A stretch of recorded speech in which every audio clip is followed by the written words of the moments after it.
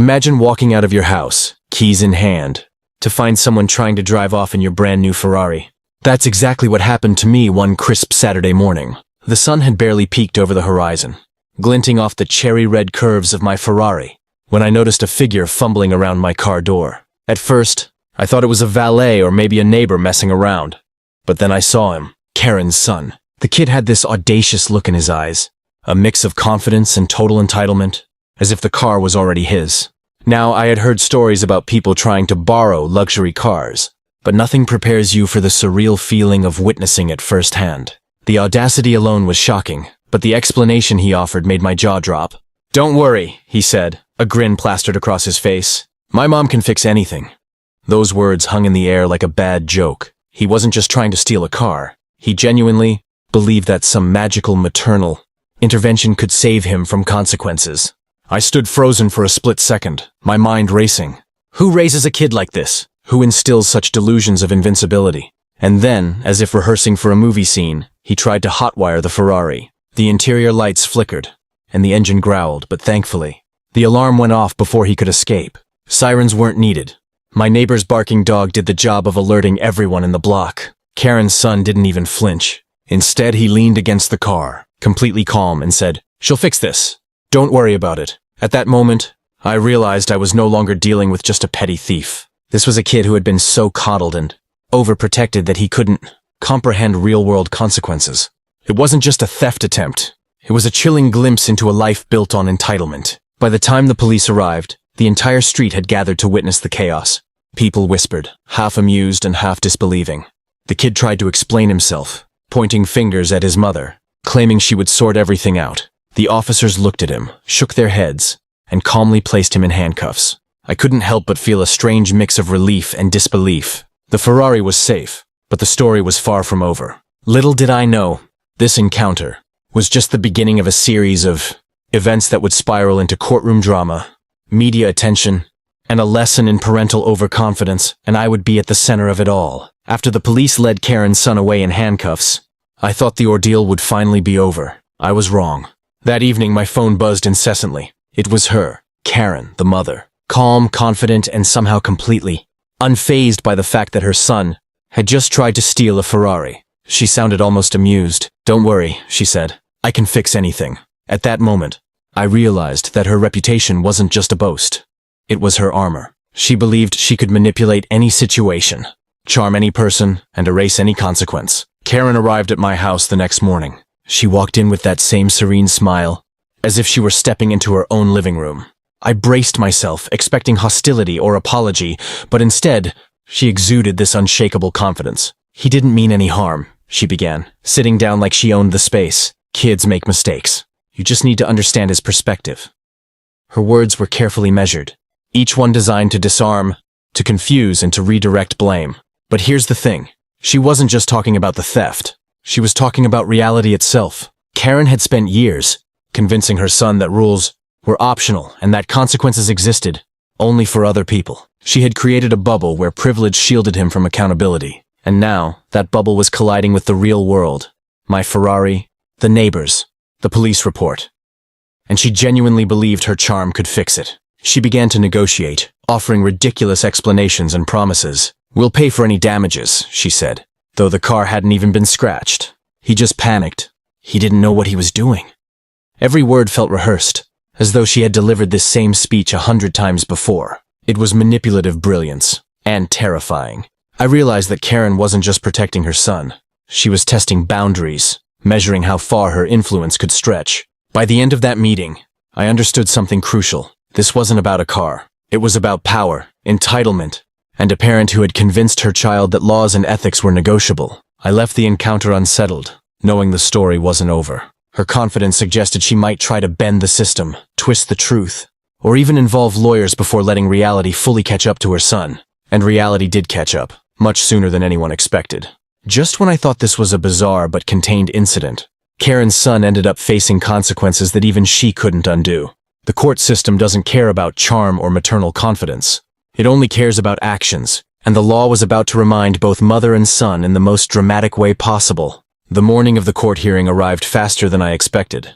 I remember walking into the courthouse, the smell of polished wood and coffee filling the air, and thinking, this is it. This is where the fantasy of invincibility meets reality. Karen's son sat at the defendant's table, looking nervous but still holding on to that misguided confidence.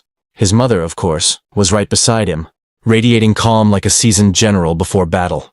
The judge entered, and the courtroom fell silent. As the proceedings began, I realized just how unprepared the kid really was for consequences. He tried to explain himself, stumbling over words, repeating the same excuse about how his mom could fix anything.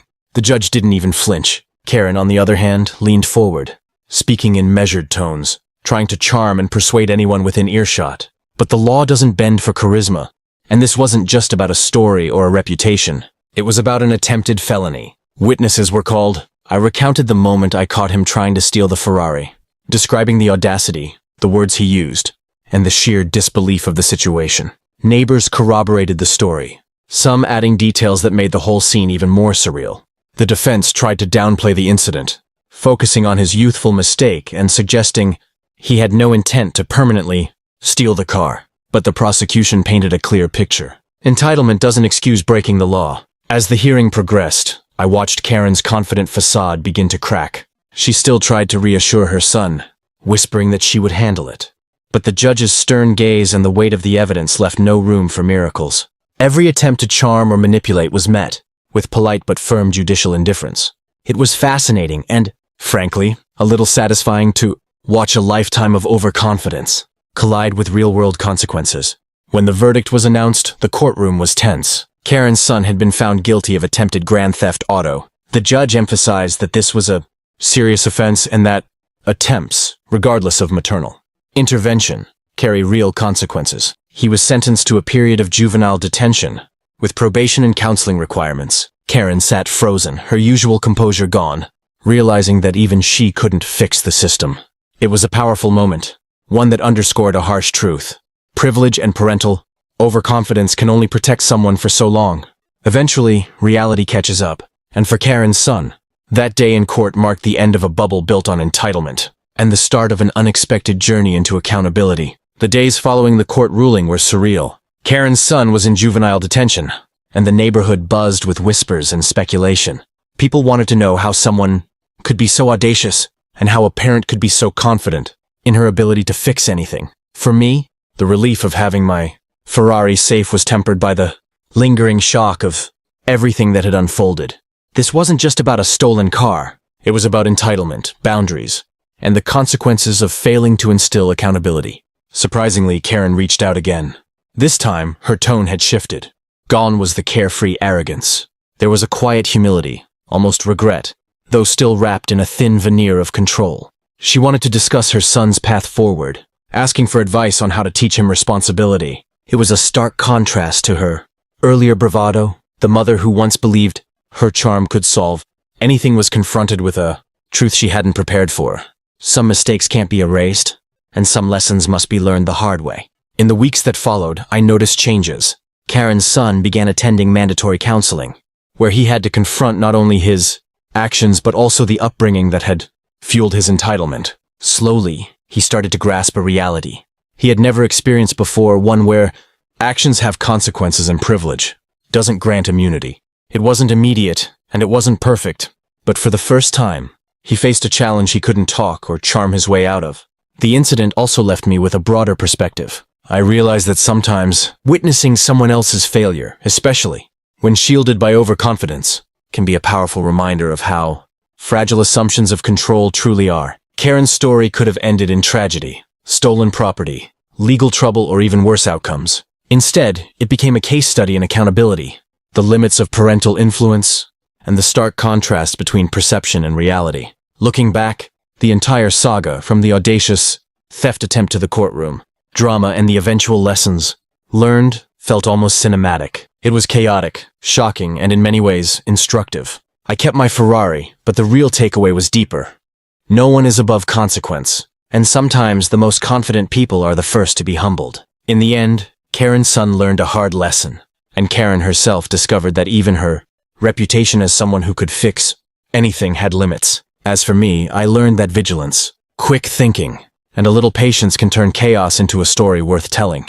A story I could now share with the world, warning others about entitlement, audacity, and the lessons that life refuses to sugarcoat. And so the tale of a stolen Ferrari, a mother's overconfidence, and a son's audacity concluded, not with destruction, but with clarity, accountability, and a reminder that some lessons only hit home when reality steps in. If you thought this story was wild, hit that like button and let me know in the comments what you would have done.